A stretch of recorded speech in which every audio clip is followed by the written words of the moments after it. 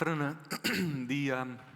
ek gaan 4 goed opnoem van hoe dekodeer ons God se stem in ons lewens. En die eerste ene is 'n gesprek in die eerste persoon. En miskien is dit vir my een van die interessante goeters. Ek dink altyd as ons praat oor hoe hoor 'n mens God se stem, is dit wat ons veronderstel wat met ons gaan gebeur, is dat ons soos 'n partykeer dink ons gaan 'n hoorbare stem hoor, of jy gaan soos baie beslis weet, hierdie is nou wat die Here vir my sê. Kom ons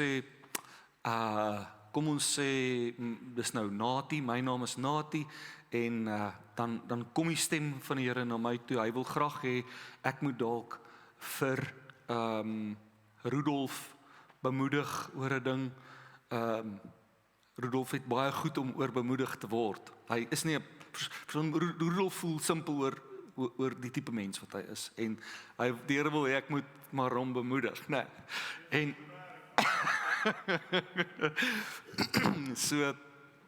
en dan dink ons, kom God se stem, nou moet hy seker na ons toe kom in die vorm, dat hy sal sê, Nati, tel die foon op, stuur vir Rudolf 'n WhatsApp.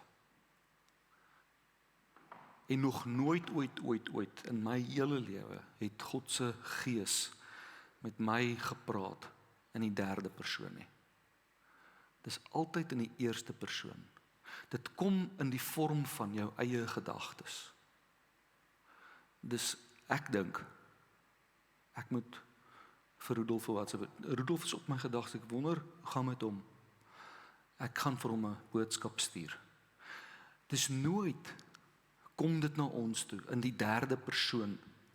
Laat u gaan op hierdie uitreik, of gee dit vir daai persoon nie.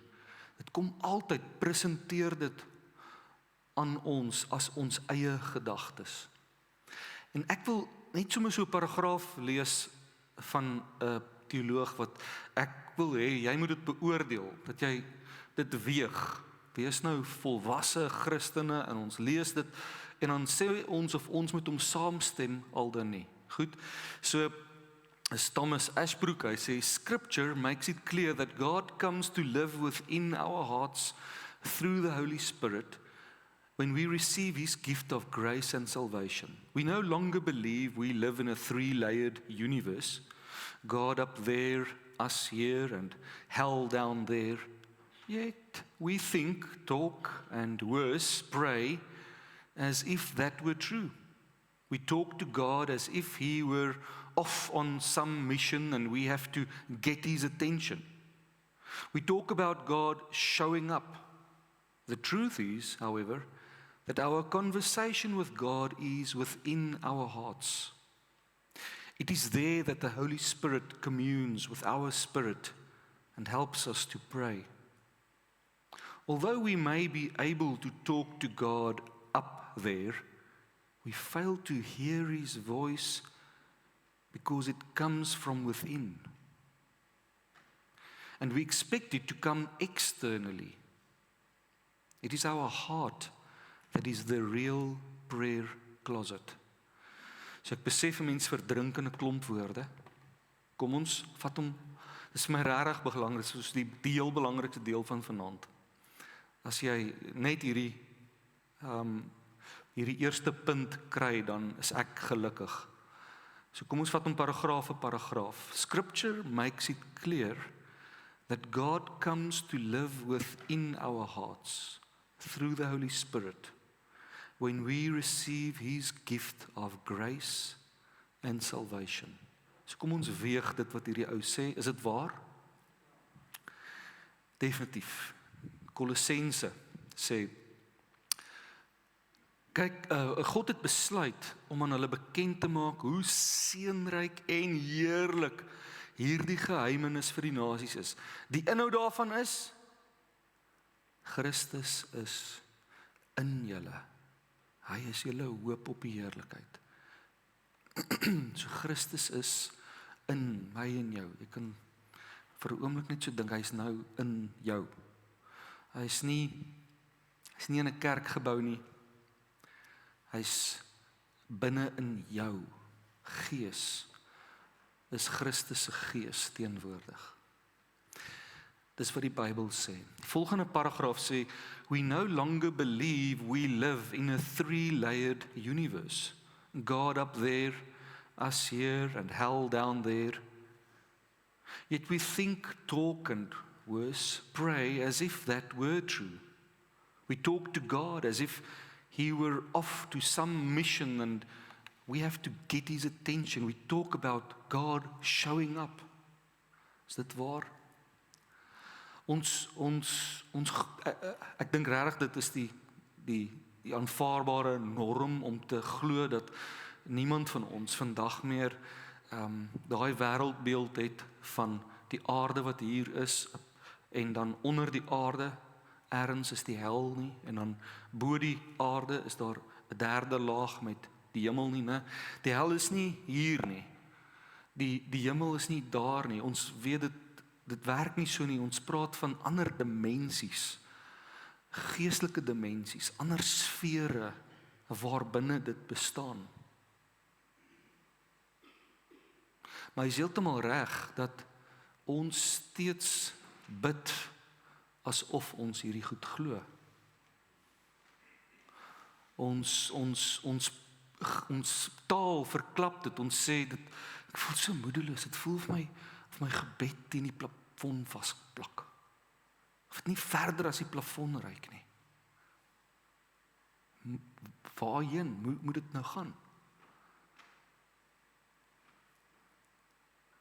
Ons sê God so stil, dit voel vir ons of hy afwesig is, asof God eers moet opdaag, selfs langs my kom wees, terwyl God waarlik binne is, in my is, en binne in jou is, het ons nou al reeds vir mekaar gesê.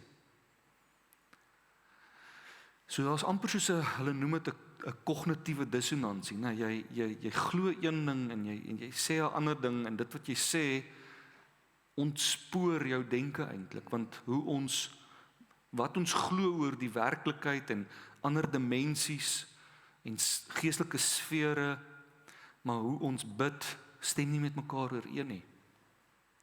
En dan gaan hy voort, hy sê, the truth is, however, that our conversation with God is within our hearts.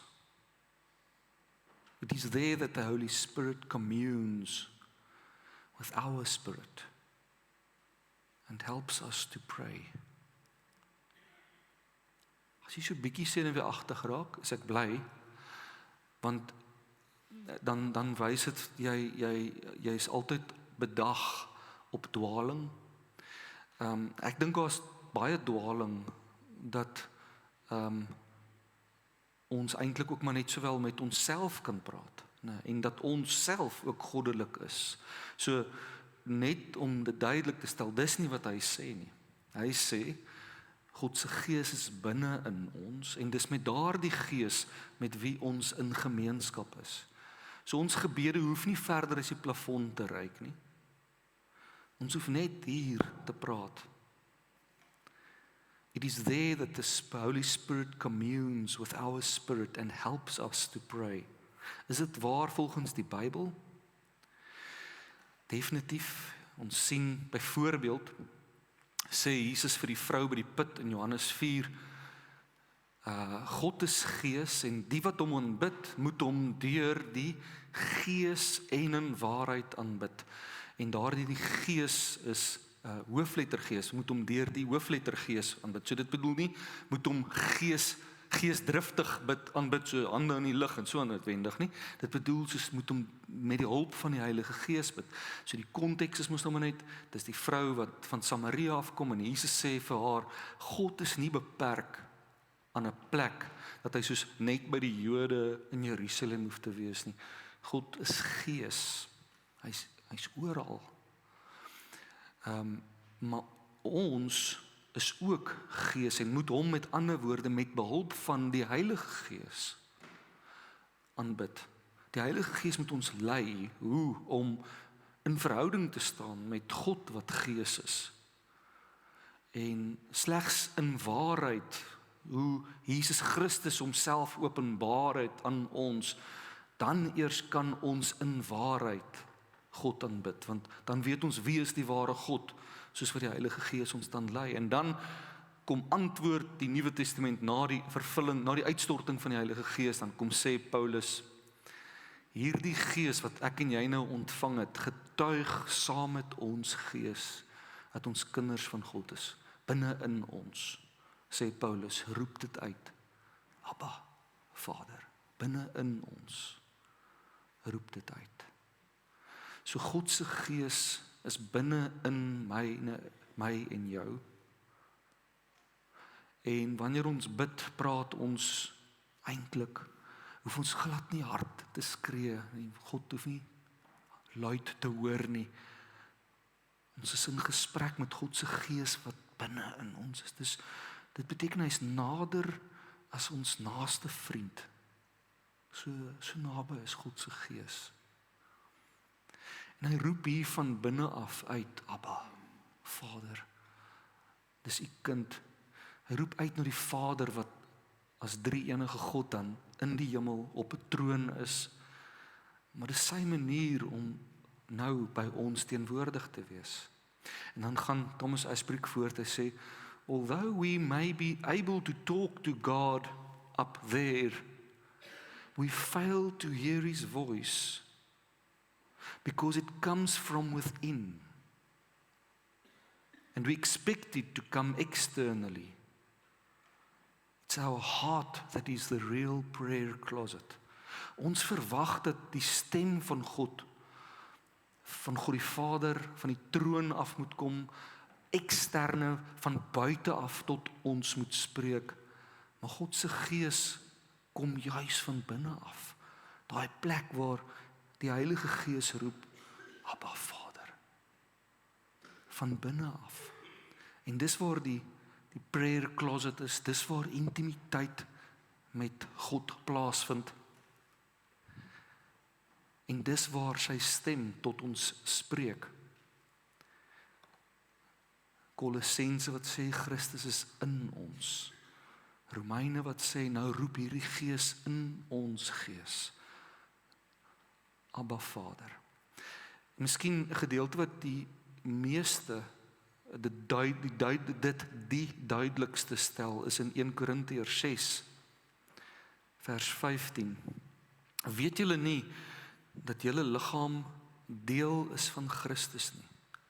Sal ek nou 'n deel van Christus neem en dit 'n deel van 'n ontugtige vrou maak? Beslis nie.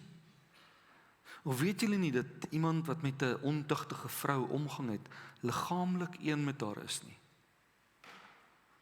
God sê immers, die twee sal een word, maar wie hom met die Here verenig, is geestelik een met hom. So hierdie is die plek in my verhouding met die Here, waar ek wil amper sê gearresteer is, 'n paar jaar gelede, maar ek was al 'n predikant gewees. Jy weet, ek het geweet, dit was nie onbekend aan my nie, want daar's immer so 'n liedjie wat hieroor gaan, hè? Weet jy nie, jy is 'n tempel. Gaan net so, jy is 'n tempel van die Heilige Gees. So ek was nie onbekend met hierdie ding nie, maar dit is net asof die penny nie gedrop het nie. Ek het dit geken met my kop, maar nie met my hart nie. Die penny het net nooit gedrop nie.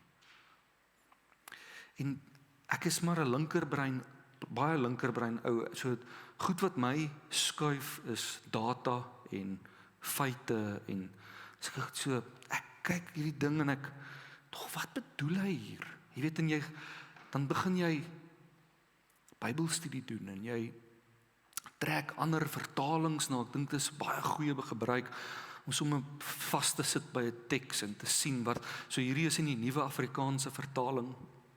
Hoor 'n bietjie hoe sê die 1953 vertaling, die ou vertaling dit. Of weet julle nie dat hy wat 'n hoer aanhang, jammer vir die taal, daai ou vertaling het nie doekies omgedraai nie. Of weet julle nie dat hy wat 'n hoer aanhang met haar een liggaam is nie? Van die twee, sê hy, sal een vlees wees. Maar wie die Here aanhang, is een gees met hom. Ek sien die nuwe 2020 vertaling, vertaal hom so. Al weet julle nie dat iemand wat met 'n prostituut gemeenskap het, een liggaam met haar word nie. Daar staan immers, 2 sal een wees. Maar die persoon wat homself aan die Here verbind, is een gees met hom. Is een gees met hom. So die plek waar hy sê, daar staan immers, die 2 sal een wees, dis die verwysing na die huwelik, né? So die punt wat Paulus hier probeer maak is, seks is nie ietsie wat net buite die liggaam gebeur nie. Seks is ietsie wat 2 mense se sieges aan mekaar bind. So seks is besonder rein. En so gevolglik as my siege met Christus een geword het, en nou is daar in die kerk dan nou Christene wat met prostituie rondtoereer, dan gaan ek met my siege wat met Christus een geword het, gaan ek gaan hoereer rond, en dan sê hy, wie wil dit dan deel word van so ontuchtige vrou? Wie wil Christus dit aandoen? Dit kan nie. Want sê hy, dit is wat die Bybel sê, 2 mense wat trou word een. So wat my geskuif het, wat letterlik die penny by my laat drop het, is die 2020 vertaling het toe nog nie uitgekom gehad nie, dit was voor dit gewees, en net so ek het dit in die Nuwe Afrikaanse vertaling gelees, ou vertaling, Nuwe Lewende vertaling, boodskap, en ek het my toe ook gewend na die Grieks toe, en het is daar waar ek geskok was, ek weet nie wat het ek gedink nie, maar het is net asof die penny gedrop het. In die Grieks staan daar, of weet julle nie, dat iemand wat met 'n ontuchtige vrou omgang het, liggaamlik een, en dan is die woord wat daar gebruik word, kolomenos. En dan in vers 17 staan daar, maar wie hom met die Here verenig, en dan gebruik hy presies dieselfde werkwoord, kolomenos. En ek weet nie hoekom het dit my, dis asof my net, dis seker maar net hoe die Heilige Gees werk, net jy lees oor goeters en jy dink jy ken dit en dan tref dit jou nie, want ek het dit mos nou gelees, hy wat met 'n prostituut omgang het, word een met haar, en ek dink, omdat dit in die Afrikaans is een en verenig, het ek nie besef die krasheid, die felheid waarmee dat hy dieselfde werkwoord gebruik. En hierdie werkwoord kolomenos kom van die basis af, kollao af. Dis 'n woord wat aanvanklik in klassieke Grieks gebruik was om te sê as jy hout vasplak aan mekaar. Hulle het gom gehad in die antieke tyd. Hulle het hars gebruik en selfs van die diereprodukte gebruik om as gom te gebruik. En as hulle byvoorbeeld 'n tafel maak en hulle werke voeg in, dan sit hulle van daai hars en daai boomgom in en hulle voeg hom in, en dan word hierdie 2 stukke planke word een nuwe eenheid, 'n nuwe tafel of 'n bank wat hulle nou maak. En dit so beeldryke woord en gebruik hiervan dat dit toe metafories begin gebruik word in verskillende opsette om ietsie uit te druk van 'n onafskeidbare verbondenheid. En gevolg later is dit 'n woord wat toe begin gebruik geword het ook vir die huweliksverbondenheid. Daar's die predikante hier onder ons sal weet, daar's Lou en Naida het 'n baie goeie, dis die wêreldbekende semantiese woordeboek uitgebring, en hulle verklaar dit is 'n verhouding van sterk identifikasie. Ander woordeboeke vertaal hierdie woord met daar ontstaan 'n diep eenheid, 'n gedeelde lewe en identiteit, 'n doelbewuste aanhegting. Dis nie ietsie wat per ongeluk gebeur, soos 'n bosluis wat op jou kom sit nie, dis 'n doelbewuste aanhegting. So die essensie van hierdie gedeelte wat die penny laat drop, is maar wie hom met die Here kollao. is geestelik een met hom. Dis God se gees wat in ons inkom en een word met ons gees. So 'n manier om dit te probeer verduidelik is twee stukke toue wat in mekaar ingevleg word. God se gees en jou gees.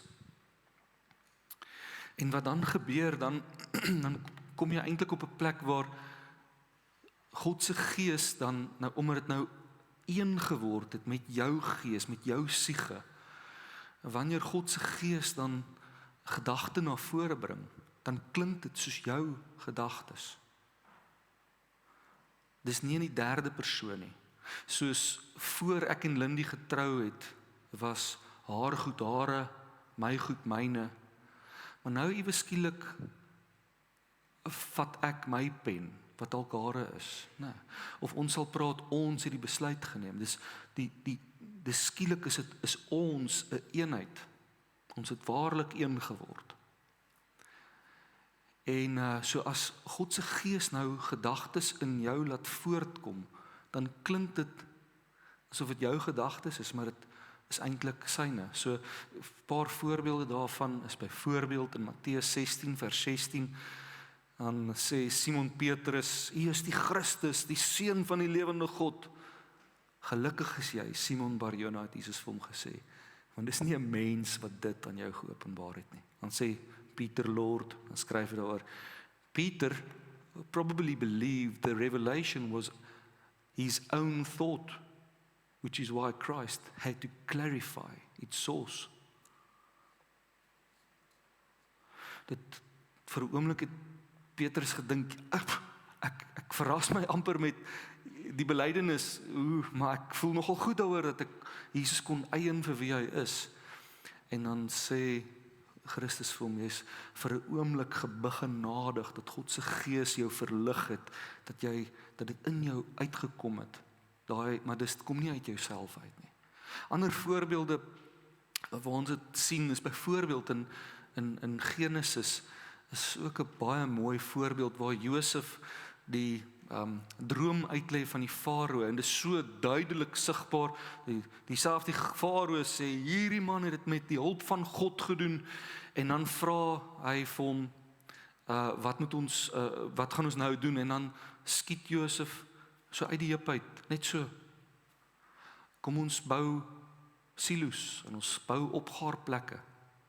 En dit is so moeilik, jy kan definitief nog sien die onthulling van die droom, die bekendmaking van daai betekenis. Dit het van God se gees afgekom, en dit het met gebed gekom, maar hierdie idee van om silo's te bou, dit het net uitgekom. Daar was nie gebid oor dit nie, dit was net, en ons weet nie, was dit Josef, was dit God, ek weet nie, maar dit werk baie keer so, dat wanneer God se gees in ons gees aan die werk is, dan gee hy net hy stimuleer kreatiwiteit, daar kom 'n een gedagte, gee aanleiding tot 'n ander gedagte, en die vonke vlieg.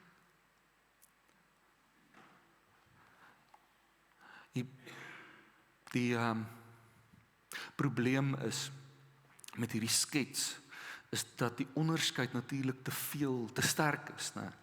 Ons kan in hierdie skets sien wat is God se gees en wat is ons gees. Dis eintlik nader aan so iets in ons siege. Want dit het nou een geword. En nou skielik is dit baie moeilik onderskeibaar in ons denkwêreld. As jy 'n Christen is, moet ek nou by sê, nee, dit is nie waar van almal nie.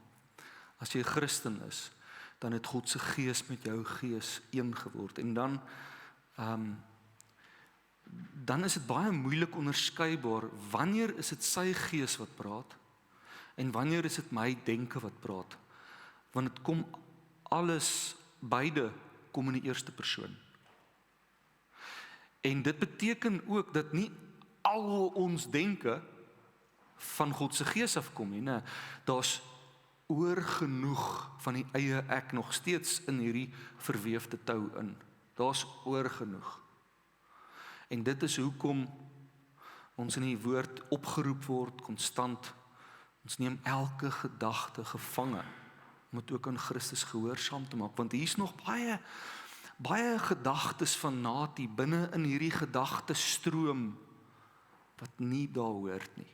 Gedagtes van eie ek en sonde en wat en ek moet dit kruisig en gehoorsaam maak aan Christus. So nie elke gedagte kom van hom af nie, en sal 'n bietjie die van u wat wil Vrydag aand kom gaan, is onder andere een van die plekke waar daar geraas intree natuurlik. Maar as jy tot nou toe gewag het, totdat jy 'n derde persoons verteller stem hoor, wat sê vir jou, Walters, doen dit en dit, dan gaan jy inderdaad sê, ek dink nie God het al ooit met my gepraat nie. Maar as die penny drop die dag by jou, en is nie net meer 'n liedjie se woorde wat jy ken, weet jy nie, jy's 'n tempel. As die penny drop en jy besef, in my gees is God se gees. Hy is so naby aan my is. En hy roep in my, Abba Vader. Maar hy is meer as net dit, hy het verweef met my gees, hy het gekolla oë. Hy het gekolla oë met my gees. Permanent. Dit is nie so Samson, van wie die gees sal wyk op 'n stadium nie. Ons hoef nie soos Dawid te sê, moenie u gees van my onttrek nie. Want dis Ou Testament. In die Nuwe Testament sê Paulus dat hy ons verseël met sy gees. Dis 'n permanente toestand wat God vir my gee, vir jou gee. Sy gees binne in jou permanent. Taal, dis interessant hoe dit ons dikwels spootjie. Ons party mense sal dalk sê, maar wat dan van laat julle gedurig vervul deur die Heilige Gees. Sien nie, die dilemma van dit is nou taal. As jy nou, dit skep die indruk by ons dat jy soos 'n glas is met water, en dan soos wat jy deur die dag aangaan, dan naderhand word die Heilige Gees al leer in jou, en dis hoekom dit nodig is dat jy al meer jouself sal volmaak met die Heilige Gees. Maar dis 'n baie gevaarlike beeld, met ander woorde. Nou, dit is hoekom dit ons so pootjie. Want dit is nie wat binne in my en jou lewe gebeur nie. Die Heilige Gees word nie al minder nie. Hy is in my en jou gees. Hy het gekolla oë, hy het verenig met jou gees. 'n diepe verbondenheid met jou gesmee. En wat dit beteken om vervul te word met die Heilige Gees, baie meer, dit lê op die vlak van taal. As ek sê, that person was filled with anger. Wat beteken dit? Dit beteken, die persoon het hom oorgegee aan woede. Toegelaat dat woede beheer neem. If that woman was filled with love for her child, dan beteken dit, hierdie ma is oorkom met liefde. Elke handeling is vol liefde. So as ons sê, ons word vervul deur die Gees, beteken dit nie, ons maak die kraan oop en die Heilige Gees kom, tap eers weer in nie. Hy is die hele tyd daar. Maar as ons sê, ons word vervul deur die Heilige Gees, is dit 'n keuse om te sê, mag God se Gees my elke handeling lei, en ek my ondergeskik stel aan hom. Ja, meneer gelowige, mag die penny vir elkeen van ons drop. Hoe naby God se Gees is aan my en jou. Die tweede manier hoe ons met ander woorde dekodeer, is gevolge van hierdie binnegesprek. Ons 'n baie belangrike gesegde wat sê dat God se stem dra sy karakter. die stem as ietsie van die Here afkomstig is, sy stem dra, dan het dit 'n sekere karakter. En wat is sy karakter? Ons sien dit in Galasiërs 5, die vrug van die Gees, daartoe, dis hoe God is. Nie die vrug van die Gees is, dit is omdat dis hoe Jesus is. Dit is hoe God die Vader is. Dis sy karaktertrekke wat in ons dan begin posvat. So dis hoe God is. God is liefdevol, vol vreugde. Imagine dit. Min van ons sien hom so. Vrede, geduld, vriendelikheid, goedhartigheid, getrouheid, nederigheid, selfbeheersing.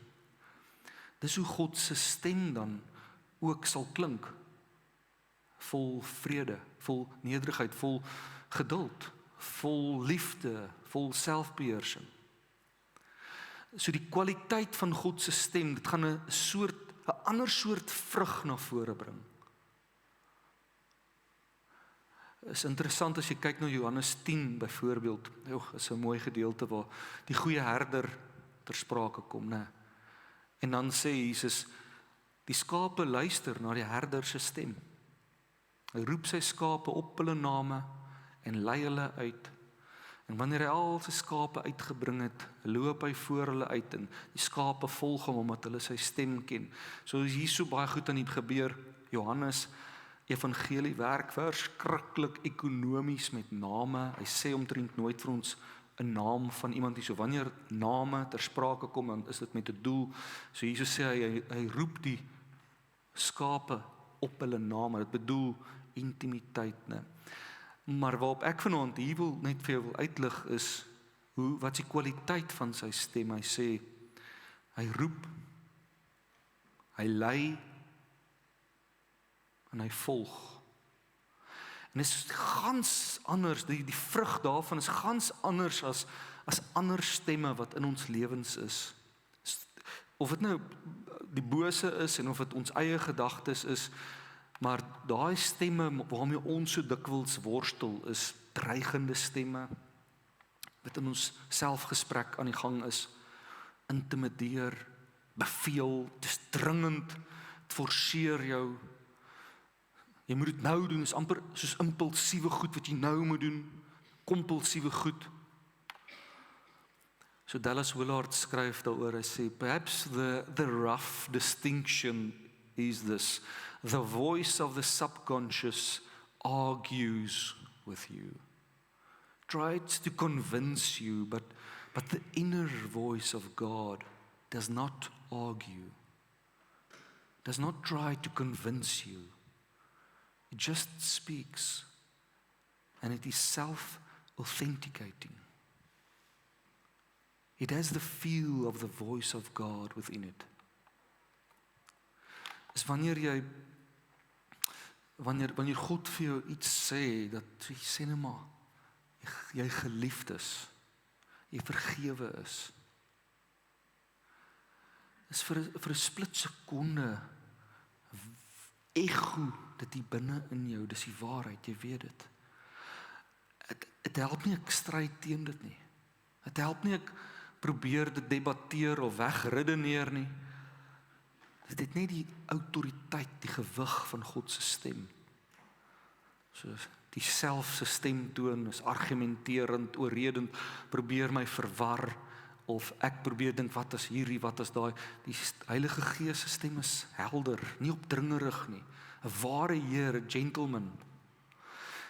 Dis nie die self is dringend of angstig, terwyl die Gees sinne is rustig, sonder paniek. As jy ooit voel dat is dit die Heilige Gees wat nou vir my aanjaag om iets te doen, dan sit nie die Heilige Gees nie, die herder sê, hy lei en hulle volg. Nie hy jaag van agter af en maak paniek, skep paniek en skop hulle hier van agter af nie. Innerlik is daar, wanneer ons met ons eie gedagtestrome besig is, verwarring en innerlike spanning, maar met Christus se stem in ons is daar vrede. fokus van ons eie gedachtestroom is selfbehoud, selfverheerliking teenoor die gedachtestroom van God se Gees is sy karakter, liefde. Ons is nie besig met debatte met God se Gees nie, is helder, waarheid. Ons gedachtestroom soek altyd beheer, erkenning teenoor God se Gees se gedachtestroom wat vertroue en gehoorsaamheid motiveer. En die vrug hiervan is altyd by ons selfveroordeling of selfverheffing en angs. En wanneer ons na God se Gees luister, is daar liefde, blydskap. Interessant, wanneer ons met onsself eintlik in gesprek is dit, en ons oor goeters redeneer, is dit ook baie keer begin ons oor God in die derde persoon praat. Hy. Maar dalk wil God dit hê, of hy wil eintlik dat hê. En dan begin daar in ons taal, in ons selfgesprek taal, eintlik afstand kom tussen ons en God. Maar wanneer ons waarlik met God se Gees in gesprek is, trek God se Gees ons in verhouding in.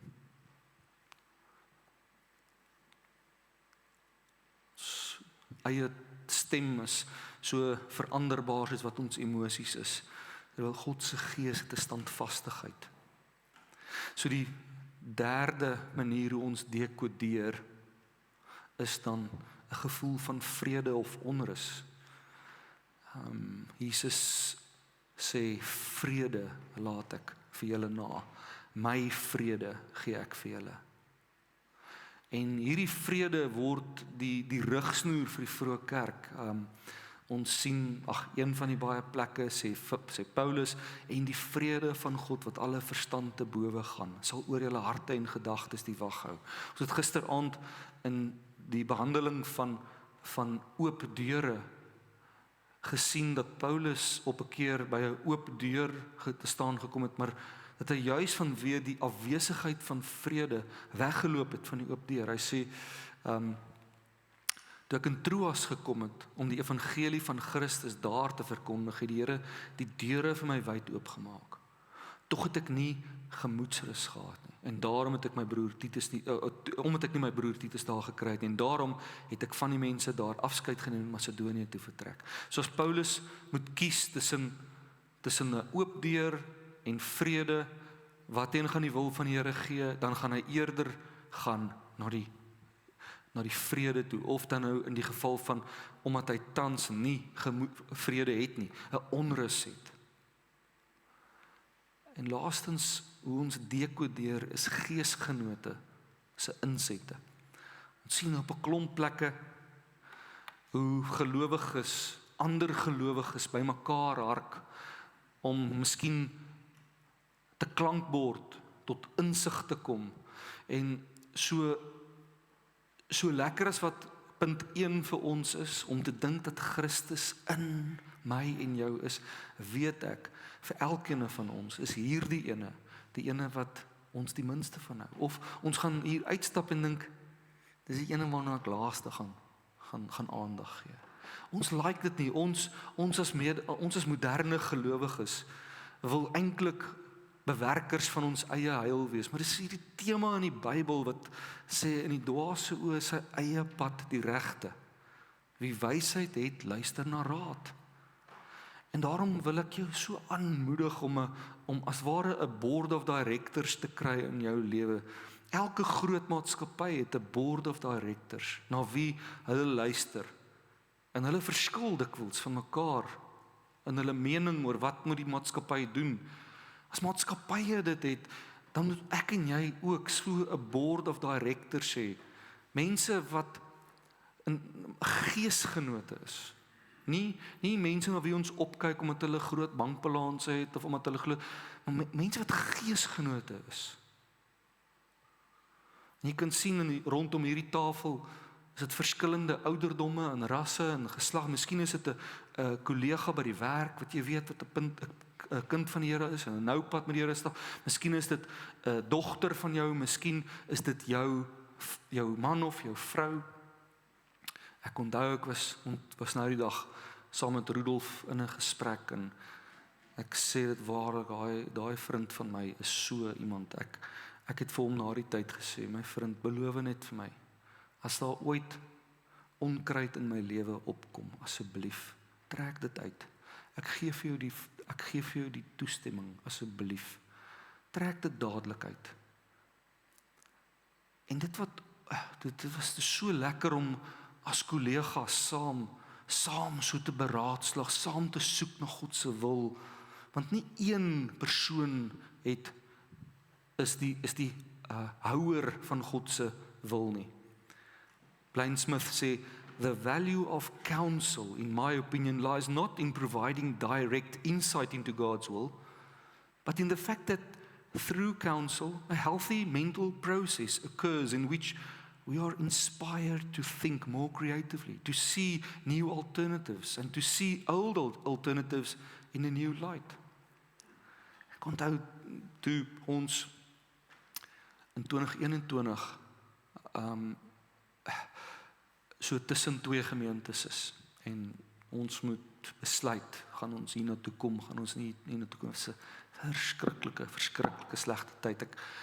Ek sal nooit weer in my lewe in so 'n situasie wil wees nie. Dit's in die middel van COVID en my pa en my ma is so 'n rol in my lewe. Is een van die board of directors en ek onthou so goed ons het gezoom, want ons mag nie gereis het tussen provinsies nie. So ons het 'n video call gedoen met hulle vanuit ons sitkamer daar in Witrifuur. Hulle gesê, hierdie is wat die Here doen. Dis die situasie. Pa, wat dink pa? Dink pa, ons moet hiernatoe kom, dink pa nie, so nie, wat dink pa? En jy gaan geskok wees, hy het vir my actually gesê, hy dink nie so nie. Maar ander board of members of my board of directors het gesê ja, en dit was vir my 'n verskriklike moeilike keuse, want dit is eintlik een van, ek dink ek het gaan probeer tel, eintlik ek het nog net 4 keer in my lewe so teen my pa se wete teen my pa se wil ingegaan. Maar dit was omdat my pa ook nie al die inligting gehad en dit was COVID en dit het sleg met hom gegaan. En werk was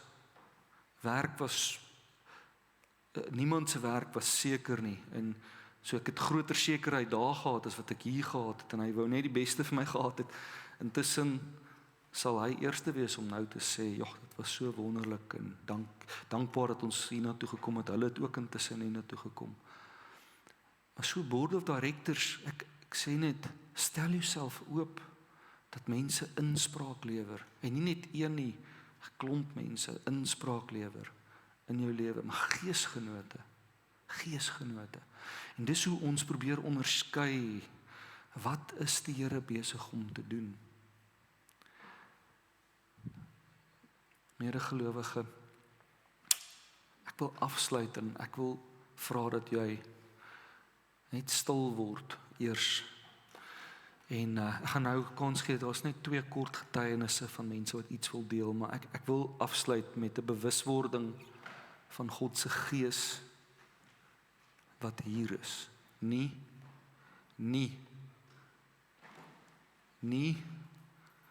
binne in hierdie gebou nie, maar binne in jou. Kom ons buig ons hoofde en ons word stil.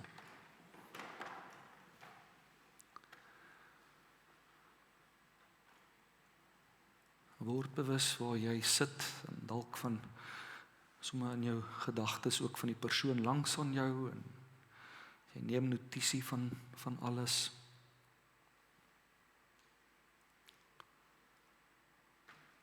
Maar word nou bewus van God wat by jou is.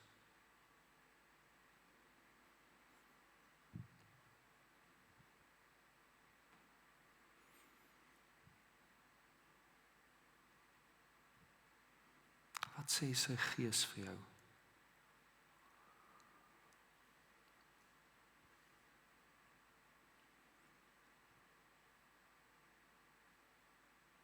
Hoe kyk hy na jou?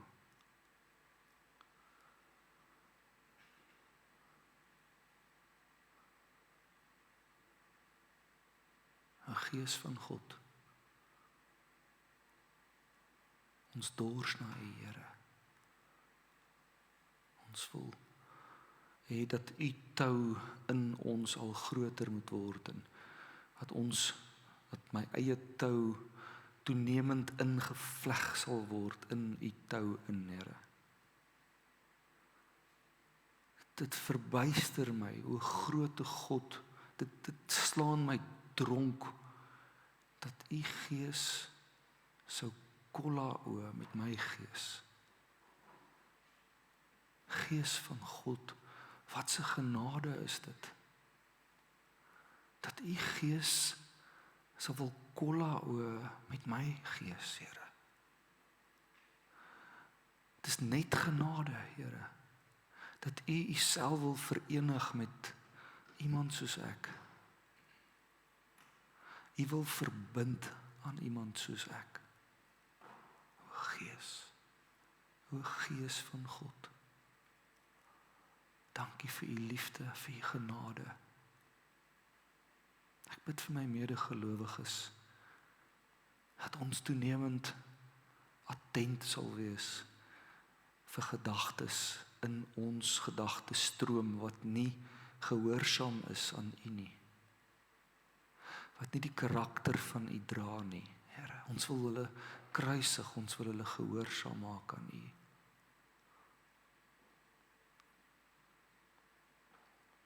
Here, dankie vir U nabyheid.